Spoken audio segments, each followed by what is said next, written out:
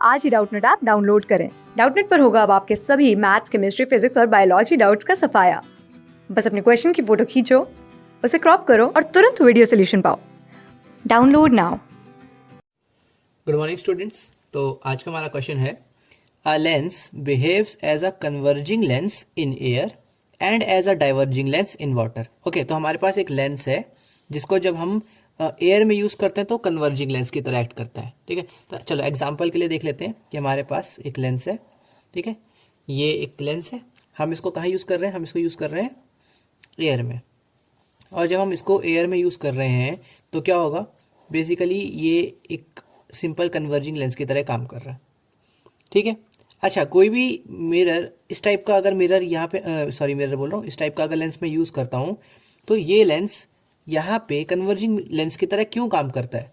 Basically यहाँ पे air का जो रिफ्रैक्टिव इंडेक्स है वो 1 है, और इस चीज़ का रिफ्रैक्टिव इंडेक्स हमें पता है। यहाँ पे जनरली हम ग्लास यूज़ करते थे, तो इस क्वेश्चन में भी हम कुछ भी यूज़ करें तो उसका रिफ्रैक्टिव इंडेक्स अगर मैं न्यू बोलूँ तो न्यू की value must be greater than 1, right? क्योंकि अगर ये ग्रेटर देन 1 होगा तभी तो ये कन्वर्जिंग का काम करेगा।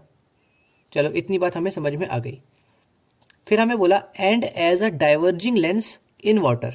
इसका मतलब हमने जब इसी लेंस को वाटर में डाला, ठीक है, हमारे पास वाटर है, हमने इसी लेंस को वाटर में डाल दिया। अब इस लेंस को वाटर में डाला तो ये जो है डाइवर्जिंग लेंस की तरह काम करने लग गया। ठीक है, अब ऐसा कब होगा? जब इस वाटर के बाहर वाला जो है वो ज़्यादा, मतलब ये जो लेंस है इसके बाहर वाला एरिया ज़्यादा डेंस हो, अंदर वाला कम डेंस हो।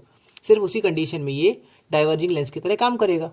तो बेसिकली इसका तो न्यू है, वाटर का हमें यहाँ दे रखा है, if the refractive index of water is 1.33। इसका मतलब वाटर का रिफ्रैक्टिव इंडेक्स हमें 1.33 दे रखा है। The refractive index of the material of the lens will be. तो इस लेंस का जो मटेरियल है उसका रिफ्रैक्टिव इंडेक्स कितना होगा, ये बात हमें बतानी है। ठीक है, तो ये तो क्लियर है कि अभी ये डाइवर्जिंग लेंस की तरह काम कर रहा है। इसका मतलब अंदर वाले का रिफ्रैक्टिव इंडेक्स बाहर वाले से पक्का कम होना चाहिए था। तो हमें इतनी बात दिख रही है कि इसकी वैल्यू 1 से तो बड़ी होनी चाहिए, लेकिन 1.33 से छोटी होनी चाहिए। तो अगर मैं इसको समराइज करूं तो बेसिकली हमें क्या करना है? न्यू की value should be less than 1, right? Sorry, should be less than 1.33 and should be greater than 1। ठीक है, इतना जानकारी हमें समझ में आ जाता है इस क्वेश्चन को रीड करके। अब देखते हैं अपने ऑप्शंस। इक्वल टू यूनिटी, तो ऐसा तो नहीं, अगर ये यूनिटी के बराबर कर दोगे तो यहाँ का और बाहर का रिफ्रैक्टिव इंडेक्स हो जाएगा एग्जैक्टली बराबर, राइट? तो यहाँ पे रिफ्रैक्शन होगा ही नहीं, क्योंकि रिफ्रैक्शन कब होगा? जब रिफ्रैक्टिव इंडेक्स की कोई चीज़ है। क्योंकि रिफ्रैक्टिव इंडेक्स का मतलब सिर्फ ये है कि यहाँ के और यहाँ के स्पीड्स में अंतर है, लाइट की स्पीड में अंतर है, इसीलिए लाइट बेंड हो रही है। पर अगर स्पीड में अंतर ही नहीं होगा तो रिफ्रैक्शन ही नहीं होगा। ठीक है, तो ये सारा प्रोसेस ही नहीं होता। इक्वल टू 1.33, अगर मैं इसको 1.33 के बराबर कर दूं तो यहाँ रिफ्रैक्शन नहीं होगा, तो ये वाला केस खराब। यहाँ पे डाइवर्ज कर रहा है, मतलब रिफ्रैक्शन तो तब भी हो ही रहा है ना, तो ये वाला ऑप्शन भी हमारा गलत हो जाएगा, राइट? ये वाला ऑप्शन भी हमारा गलत हो जाएगा। बिटवीन यूनिटी एंड 1.33, तो ये देखो, यूनिटी का मतलब 1 से बड़ा है, 1.33 से छोटा है, इनके बीच में लाई कर रहा है, तो ये हमारा करेक्ट आंसर हो जाएगा।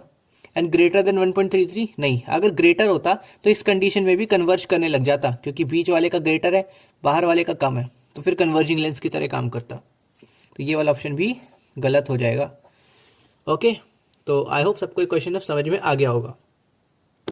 क्लास 6 से 12 से लेके नीट, IIT, JEE मेंस और एडवांस के लेवल तक 10 मिलियन से ज्यादा स्टूडेंट्स का भरोसा।